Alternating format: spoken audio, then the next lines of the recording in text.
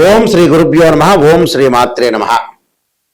August 1వ తారీఖు నుంచి అక్టోబర్ 3వ తారీఖు వరకు కూడా రమారమి 64 రోజుల పాటు రాహు ధనిష్ఠా నక్షత్రంలో కుంభరాశిలో సంచారం చేయటం వల్ల ఎలాంటి ఫలితాలు జరగబోతున్నాయి? ఆగస్టు 1వ తారీఖున రాత్రి 12:44 నుండి రాహు ధనిష్ఠా నక్షత్రంలో కుజ నక్షత్రంలో కుంభరాశిలో సంచారం చేయటం వల్ల ఈ 64 రోజుల పాటు మేషాది ద్వాదశ రాశుల వాళ్ళకి ఎలాంటి ఫలితాలు జరగబోతున్నాయి? విదేశీయానము, వృత్తి, ఉద్యోగము, అలానే వ్యాపారము, అలానే విద్య, కోర్టు సమస్యలు, అలానే వాహనాలు కొనుగోలు చేయటం, రకరకాల వ్యాపారాలు, ఇళ్ళు కన్స్ట్రక్షన్స్, అలానే రుణాలు, లోన్లు, అప్పులు, ఇలాంటివన్నీ కూడా అంటే ఆరోగ్యపరంగా ఉండే ఇబ్బందులు, ఆరోగ్యం ఎలా ఉండబోతుంది, విదేశాలకు వెళ్ళబోతున్నారా, జాబ్ పరంగా ఎలా ఉండబోతుంది, ఇవన్నీ కూడా మేషాది ద్వాదశ రాశుల వాళ్ళకి ఏ విధంగా ఉండబోతున్నాయి, రాహు యొక్క బలం వల్ల ఎలాంటి ఫలితాలు జరగబోతున్నాయి, ఇవన్నీ కూడా గోచార రీత్యా చెప్పబడే ఫలితాలు అంటారు. This is the transit system అంటారు. అంటే ఈ 64 రోజుల పాటు రాహు యొక్క ప్రభావం ఏంటి, రాహు వల్ల మంచి జరుగుతుందా, చెడు జరుగుతుందా, ఎలాంటి ఫలితాలు వస్తాయి, మిశ్రమైన ఫలితాలు వచ్చే అవకాశం ఉందా, విదేశాలకు వెళ్ళగలుగుతున్నారా, కంపెనీ త్రూ వెళ్ళగలుగుతున్నారా, లేకపోతే మామూలుగా ఎడ్యుకేషన్ పరంగా వెళ్ళగలుగుతున్నారా, ఏ విధంగా ఉండబోతుంది? ఎందుకంటే శనివత్ రాహు అంటారు. అంటే శని ఇచ్చే ఫలితం ఏదైతే ఉంటుందో అదే ఫలితాన్ని రాహు ఇస్తున్నాడని అర్థం. సహజంగా గోచార రీత్యా ఏమిటి అని అంటే దీని యొక్క రిజల్ట్స్ ఏంటంటే, ఎవరైతే రాశి వాళ్ళు ఉంటారో ఆ రాశి దగ్గర నుంచి 3, 6, 11 స్థానాల్లో స్వఫలితాన్ని ఇస్తాడని, అలానే మిగతా స్థానాల్లో మిశ్రమైన ఫలితాలు, మిగతా స్థానాల్లో చెడు ఫలితాలను ఇచ్చే అవకాశం ఉంటుంది. మనం ఎలాంటి జాగ్రత్తలు తీసుకోవాలి, ఎలాంటి ప్లానింగ్ ఉండాలి, ఎలాంటి నిర్ణయాలు తీసుకోవాలి, ఎలాంటి పరిహారాలు చేసుకోవాలనేది మనం తెలుసుకుందాం. మేషాది ద్వాదశ రాశుల వాళ్ళకి ఎలాంటి ఫలితాలు జరగబోతున్నాయో ఒకసారి తెలుసుకుందాం. తులారాశి వారికి రాహు యొక్క ప్రభావం ఏ విధంగా ఉండబోతుంది? రాహు ధనిష్ఠా నక్షత్రమైన కుజ నక్షత్రంలో ఉండటం వల్ల ఇక్కడ సంతానపరంగా ఇబ్బందులు కలగకుండా చూసుకోవాలి. పుత్రులతో విరోధ భావాలు కలగటం, రాజకీయ ప్రవృత్త అధికారులతో విరోధ భావాలు, కష్ట నష్టాలు జరిగే అవకాశాలు ఉంటాయి. అలాంటి వాటి వైపు వెళ్లకుండా రాజకీయం పరంగా ఏదైతే 24 రోజులు రాజకీయ పరంగా వెళ్ళకూడదు. కొంచెం ఎవరు చేయం చెప్పినా లౌక్యంగా ఉండాలి. పిల్లలతోటి కూడా కొంత కాన్సన్ట్రేషన్ చేయాలి. విరోధ భావాలు కలగకుండా చూసుకోవాలి. ఎందుకంటే సంతానమే చాలా ఇంపార్టెంట్. సంతానం సంపదప్రదం అన్నారు. కాబట్టి తనకంటే చిన్నవాడిని, దిగువాడిని కూడా గౌరవించాలి. అలానే అధిక శ్రమ చేస్తారు, అల్ప ప్రయోజనం ఉంటుంది. అధిక శ్రమ చేసినంత మాత్రాన వీళ్ళకి ప్రయోజనం కలుగుతుందని అనుకోకూడదు. అంటే మానసికంగా కొంత ప్రిపేర్ కావాలి. చేయి పనుల యందు ఆటంకాలు, ధన నష్టాలు కలిగే అవకాశాలు ఉంటాయి. పనిలేని ప్రయాణాలు, అలానే అకాల భోజనం, స్త్రీ మూలకంగా కూడా కొన్ని ఇబ్బందులు కలిగే సూచనలు ఎక్కువగా ఉంటాయి. అలాంటి స్త్రీ మూలకంగా కూడా కొన్ని ఇబ్బందులు కలగకుండా చూసుకోవాలి. అలానే రియల్ ఎస్టేట్ రంగంలో కూడా కొంత వెనకబడి ఉంటారు. ఇళ్ళు పొలాలు కొనుగోలు చేయాలనుకుంటారు, కొనుగోలు చేయలేకపోతారు. కానీ విదేశాలకు వెళ్ళే అవకాశాలు ఎక్కువ ఉంటాయి. స్థానచలనం జరిగే అవకాశం బాగా ఎక్కువ ఉంటుంది. కాబట్టి విదేశాలకు వెళ్ళే అవకాశాలు బాగా ఎక్కువగా ఉంటాయి. అంటే కంపెనీ త్రూ వెళ్తారు, అక్కడ బిజినెస్ పరంగా కూడా డెవలప్మెంట్ అయ్యే అవకాశాలు ఖచ్చితంగా ఉంటాయి. మరిన్ని మంచి ఫలితాలు రావాలంటే ఖచ్చితంగా వాళ్ళు చేయాల్సిందంటే మినుములతో చేసిన ఏదైతే గారెలు కానీ, వంటకాలు కానీ అలాంటివి దేవాలయంలో వచ్చి ప్రధాన అర్చకులకు ఇచ్చి వాళ్ళని భక్తులకు వితరణ చేయమని చెప్పాలి.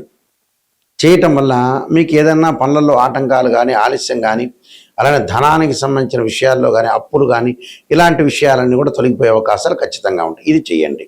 ఈ రాహుకేతుల యొక్క ప్రభావము, పరస్పర దృష్టి వల్ల కూడా మనం చిన్నమస్తాదేవి, ధూమవతి యొక్క స్తోత్రాలు పారాయణం చేయటం కూడా చాలా ఇంపార్టెంట్ ఇక్కడ. అలానే రాహుకి అధిదేవత, ప్రతిదేవత, అధిష్టాన దేవతలు, అంతరిక్ష దేవతలు ఉంటారు. ఇక్కడ ఈ అంతరిక్ష దేవతల్లో ఏదైతే మనకి రాహుకేతుల వల్ల కొంతమందికి జాతకంలో సర్పదోషాలు ఉండటం, రాహుకేతుల మధ్యలో మిగతా గ్రహాలన్నీ కూడా బంధించబడి ఉంటే దాన్ని కాలసర్పదోషం అంటారు. అంటే 12 రకాల కాలసర్ప దోషాలు ఉంటాయి. అలానే పంచమంలో రాహు ఉన్నా పంచమంలో కేతు ఉన్నా కూడా మనకి సర్పదోషం ఏర్పడుతుంది. కానీ సర్పదోషం వేరు, కాలసర్పదోషం వేరు. దాని మీదే నేను ఇండియాలో మొట్టమొదటగా పుస్తకం రాసింది.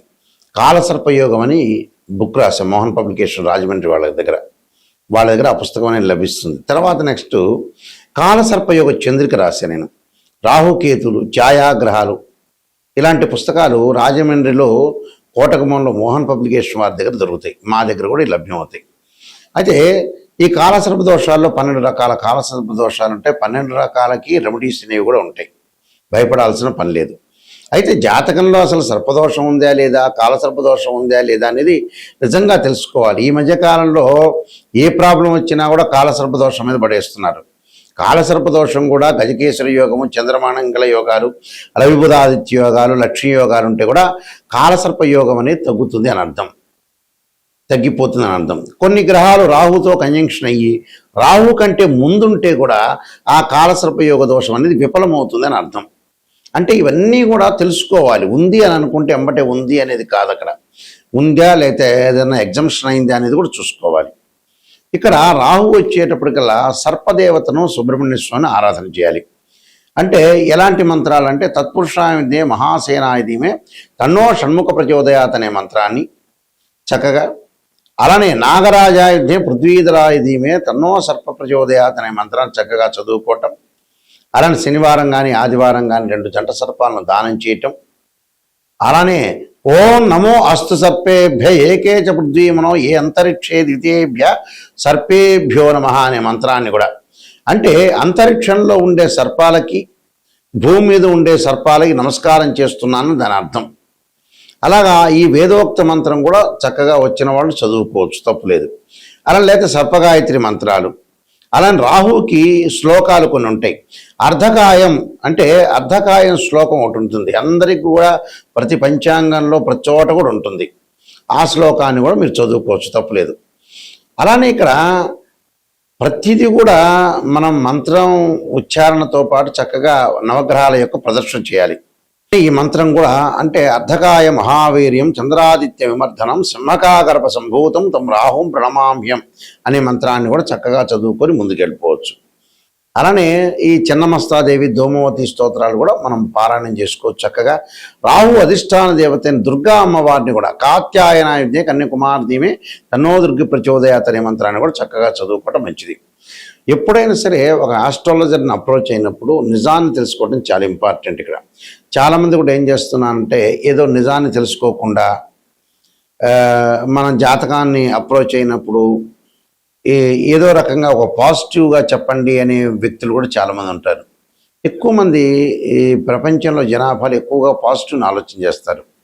ఆ పాజిటివ్ ఆలోచన చేయటం వల్ల ఫెయిల్ అయిపోయారు. పాజిటివ్ ఎంతవరకు ఆలోచన చేయాలో దానికి కూడా ఒక లిమిట్ ఒకటి ఉంటుంది. ఎప్పుడైనా సరే ఒక నెగిటివ్ను మనం పాజిటివ్ చేసుకోవటం ఎలాగా, నిజం తెలుసుకోవటం ఎలాగా. నిజం అనేది నిప్పు లాంటిది, సత్య దూరం అంటారు. అంటే మనం ఎప్పుడు కూడా సత్యానికి దూరంగా ఉండకూడదు, నిజాన్ని తెలుసుకోవాలి. అసత్య ధోరణిలో ఉంటే మనం మోసం చేసుకున్న వ్యక్తులం అవుతాం. అందువల్లే మనిషి ఫెయిల్ కావటానికి ఎక్కడో తెలిస్తే ఎక్కడో కారణం కాదు. భగవంతుడు గ్రహాల కంటే ముందు ఫెయిల్ కావటానికి మనిషి ఏంటంటే అతను ఇన్ టైంలో వర్క్ చేయడు, నిజాన్ని తెలుసుకోలేడు. డబ్బులు దేనికి ఖర్చు పెట్టాలో దానికి ఖర్చు పెట్టకపోవటం కూడా ప్రాబ్లమే. ఇక్కడ మనిషి ఫెయిల్ కావటానికి నిజం చెప్పాలంటే భగవంతుడు సాక్షిగా నిజం చెప్పాలంటే ఫెయిల్ అయ్యేది ఏంటంటే మనిషి యొక్క వ్యక్తిత్వం ఫెయిల్ అవుతుంది. ఒక సైకలాజికల్గా ఎన్నో జాతకాలు మేము పరిశీలన చేసిన తర్వాత ఎంతో మనుషుల్ని మేము రీసెర్చ్ చేసిన తర్వాత మేము వంశపారంపర్యంగా చెప్పేవాళ్ళం.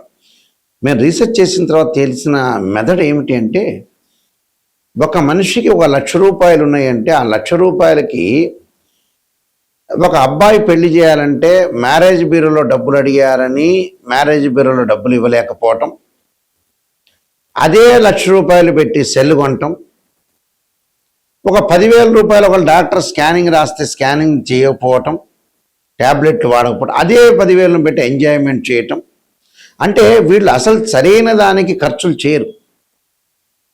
ఎందుకంటే ఇప్పుడు అబ్బాయి పెళ్లి కావాలి, అమ్మాయి పెళ్లి కావాలి, చాలా ఇంపార్టెంట్. ఇక్కడ సంబంధ బాంధవ్యం ఇంపార్టెంట్. ఏది మనకి డబ్బులతోటి మన దగ్గర ఉన్న 10,000 దేనికి ఖర్చు పెట్టాలని తెలిసిన వాడే సూపర్ స్టార్. అంటే మన వాళ్ళు లేట్ చేస్తుంటారు, పెళ్ళిళ్ళప్పుడు లేట్ చేయటమే. 40 ఏళ్ళప్పుడు కూడా కొడుకు పెళ్లి చేయాలంటే ఆలోచన చేసే తల్లిదండ్రులు ఉన్నారు. 35 ఏళ్ళకు కూడా అమ్మాయి పెళ్లి చేయాలంటే డబ్బులు ఎందుకు ఖర్చు అవుతాయని ఆలోచన చేసే వ్యక్తులు ఉన్నారు. డాక్టర్ దగ్గరికి ఎందుకులే వెళ్ళటం అనే వ్యక్తులు చాలామంది ఉన్నారు.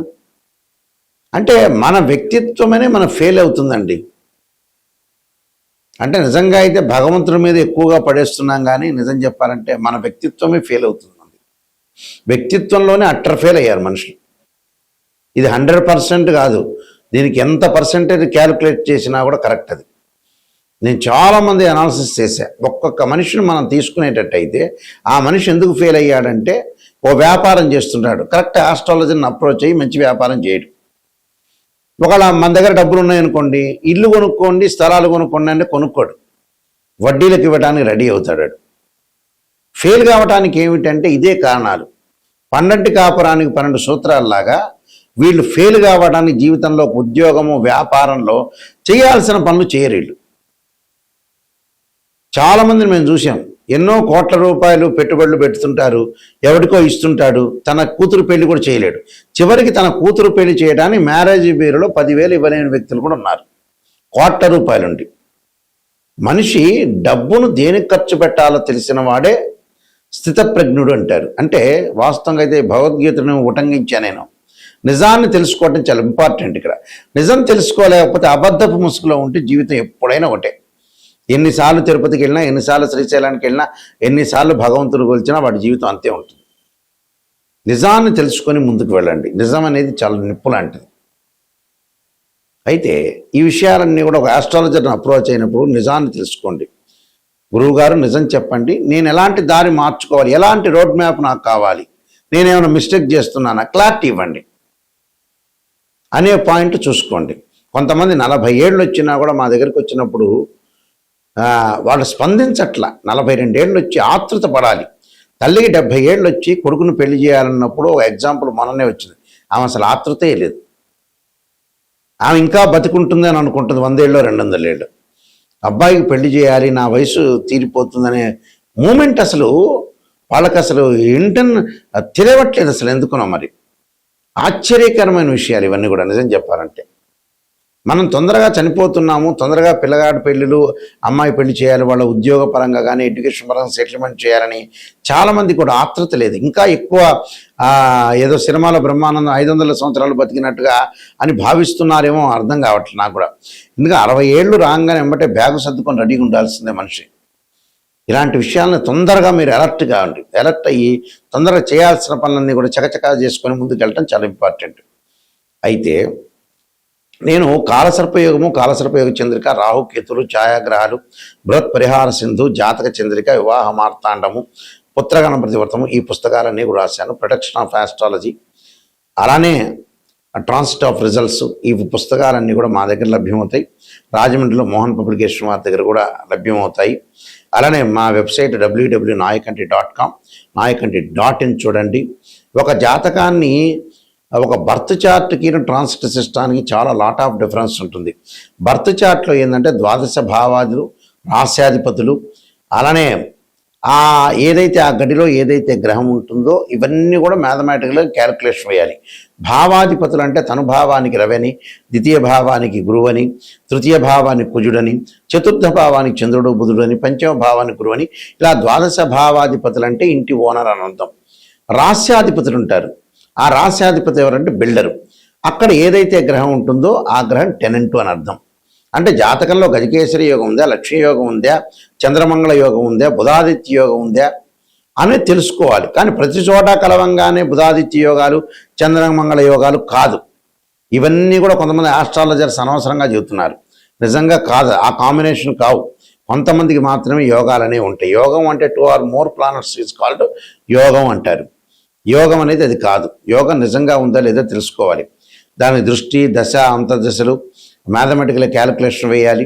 ఒక వివాహం జరుగుతుందా లేదంటే రాశిచక్రం, నవాంశం, భావచక్రం, దశలు, అంతర్దశలను చూడాలి. ఒక సంతానం కలుగుతుందా లేదంటే రాశిచక్రం, సప్తమాంశం, భావచక్రం, దశలు, అంతర్దశలు చూడాలి. దీనిలో కేపీ సిస్టమ్ అని, వైదిక ఆస్ట్రాలజీ, బివి రామన్, ఇలాంటి పద్ధతులన్నీ ఉంటాయి. స్క్రీన్ మీద స్క్రోలింగ్ అవుతున్న నా నెంబర్ ఉంటుంది. నిజం తెలుసుకోవాలి, నాయకంటి గారి ద్వారా బాగుపడాలనే వ్యక్తులు మాత్రమే ఫోన్ చేయండి. నిజంగా జాతకాన్ని తెలుసుకునే వాళ్ళు మాత్రం ఫోన్ చేయండి. వద్దండి నాకు పాజిటివ్నే కావాలంటే నాకు ఫోన్ చేయొద్దండి. నెగిటివ్ పాజిటివ్ రెండూ తెలుసుకొని నిజాన్ని తెలుసుకునే వాళ్ళు మాత్రం ఫోన్ చేయండి. ఎందుకంటే అబద్ధపు ముసుగులో మంచిది కాదు. ఏ రోజైనా నిజమనే నిప్పు లాంటిది, అది ఏ రోజైనా తెలుసుకునేదే. కాబట్టి మీరు మంచిగా తెలుసుకోవాలి, కరెక్ట్గా నిజం తెలుసుకోవాలంటే నాకు ఫోన్ చేయొచ్చు. మీ అందరికీ కూడా శ్రీ పరమేశ్వరుడి యొక్క కరుణాకటాక్షం ఉండాలని ఆశిస్తూ సర్వే జనా సుఖినో భవంతు.